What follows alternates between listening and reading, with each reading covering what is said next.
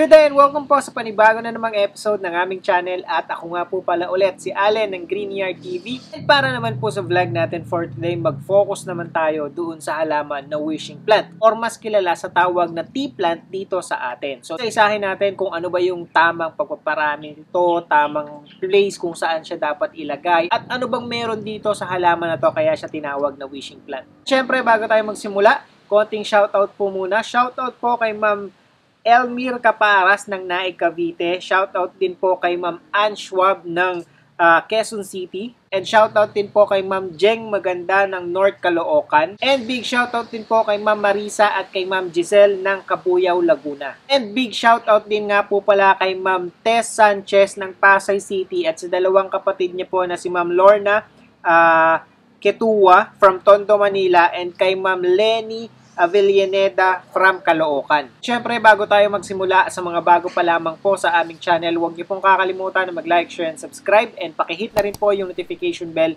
para maging updated kayo sa mga susunod pa naming videos.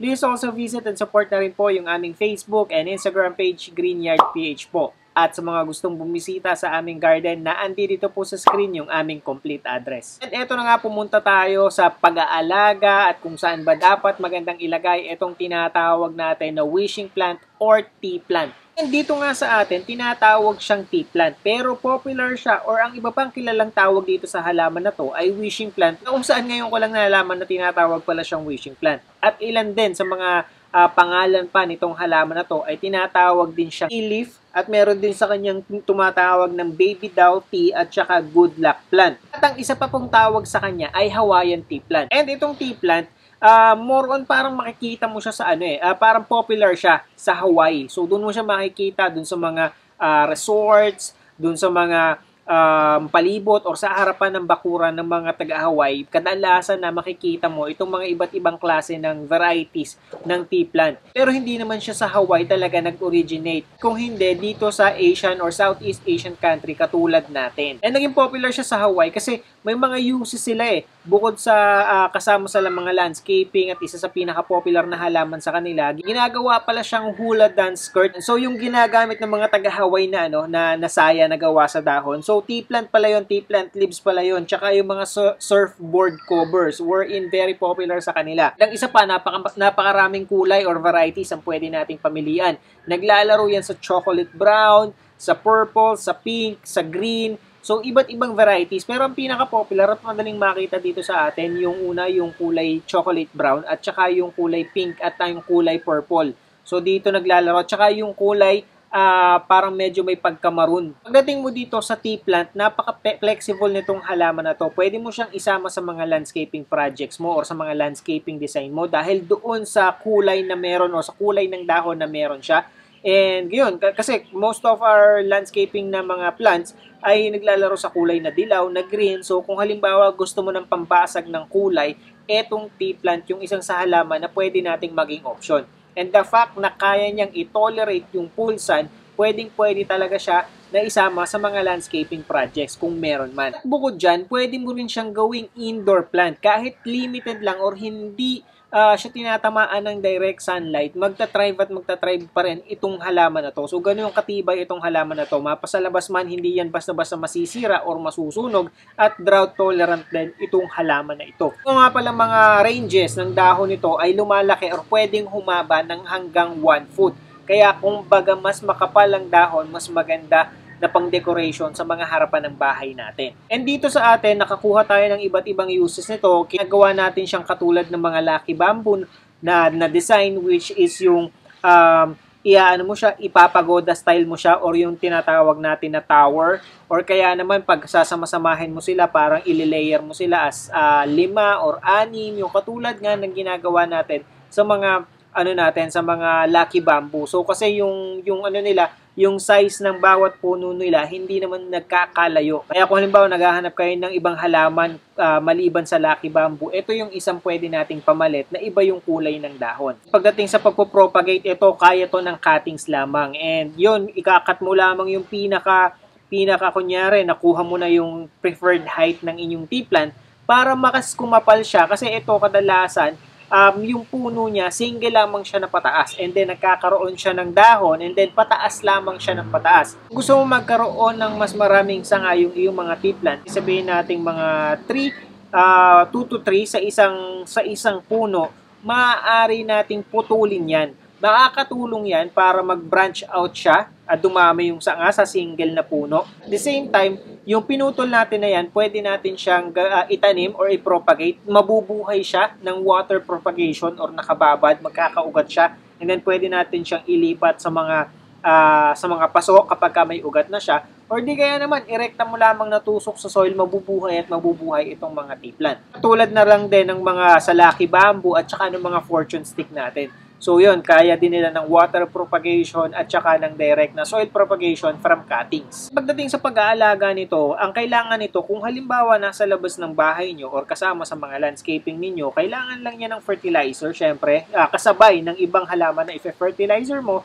At the same time, syempre, kung halimbawa mainit ang panahon at madalas matuyo ang ating mga soil, kailangan lang nating dinidiligan siya para naman hindi masunog yung mga dahon niya. Kasi syempre, although drought tolerant itong halaman na to, tandaan natin na yung nagpapaganda dito sa mga halaman na to ay yung mga dahon niya. At kapag hindi enough yung amount ng tubig na nare-receive nila, matutuyo, masusunog yung bawat dahon na meron sila. Kaya papangit pa rin ang mga halaman nyo. So yun lang, alaga lamang sa dilig. And then, yun nga, kung gusto nyong pasangahin siya, ikat nyo lang kapag medyo mataas na. Although sa umpisa kasi, kapag single na puno lamang itong tea plant nyo, pag pinutol nyo talaga totally, parang makakalbo yung area na, kunyari kasama siya sa landscape, makakalbo yung area na pinaglagyan nyo ng tea plant dahil syempre, mapuubos yung dahon niya. Pero, yun, bibilang lang tayo ng siguro mga 1-2 linggo, makikita nyo na may mga panibagong tangkay o sanga na siyang sumisibol na magkakaroon din ng panibagong dahon. Dating naman sa loob ng bahay, syempre, mag-iiba naman yung care na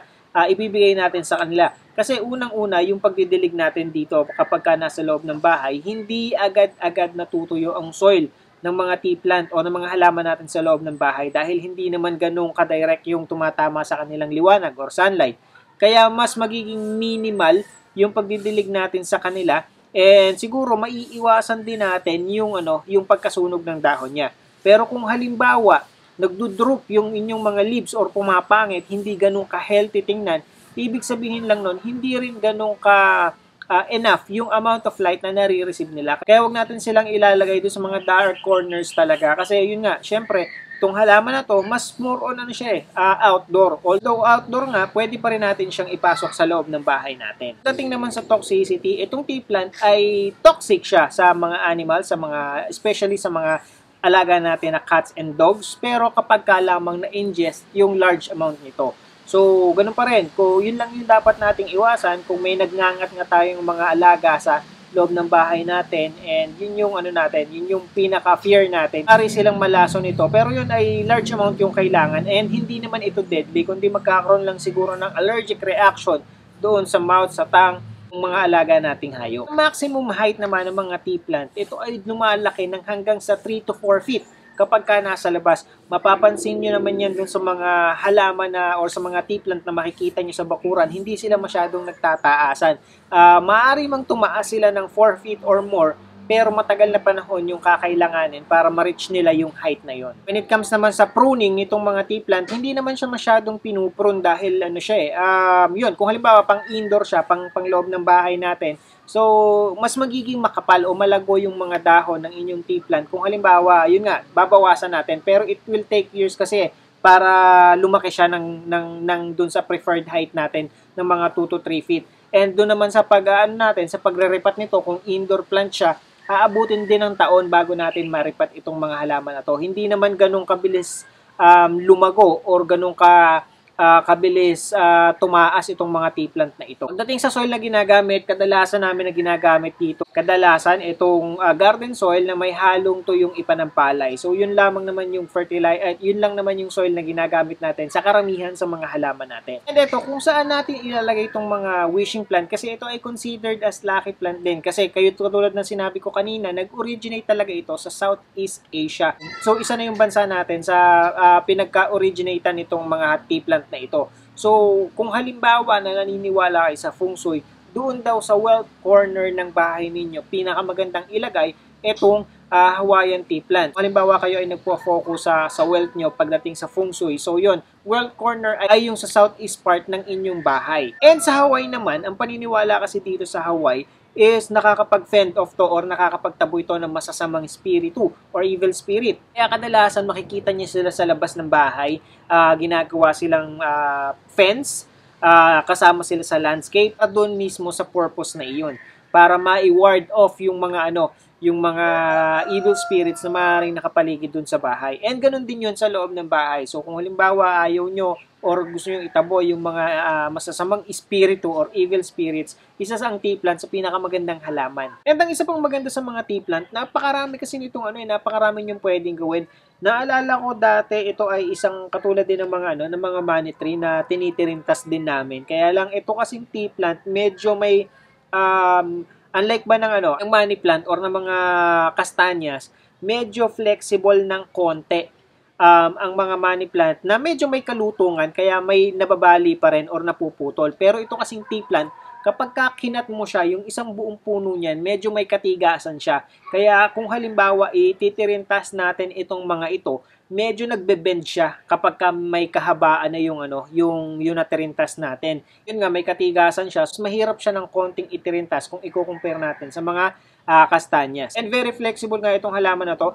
Pwede tayong makabili nito ng around siguro yung nakalagay lang sa maliit na paso na pwede nating gawing panlagay sa mga kwarto natin, sa mga maliliit na spots like yung study table. May nabibili tayong ganyang kaliit. Tulad nga ng sinabi ko kanina na similar doon sa Lucky Bamboo, yung pwede nating gawin dito sa mga tea plant na to. And yun nga, kung halimbawa gusto natin ng isang kulay o mas makapal at mas malagaw, pwede naman nating pagsamasamahin ang ilang puno ng tea plant doon sa isang mas malaking pot para mas makapal tingnan. Kasi nga, itong mga tea plant ay it will take years bago pa siya sabihin nating ma-root bound, bago siya kumapal or lumago. Pero kung halimbawa nga, naiinip kayo at gusto nyo na agad mapakinabangan or makita yung ganda ng tea plant, pwede naman kayong magripat at pagsamasamahin itong mga bawat puno ng tea plant para yun nga, mas maging makapal at malago ang mga dahon itong mga ito. Nga, when it comes sa repotting, antayin nyo maging root bound bago nyo i-repot itong mga tea plant.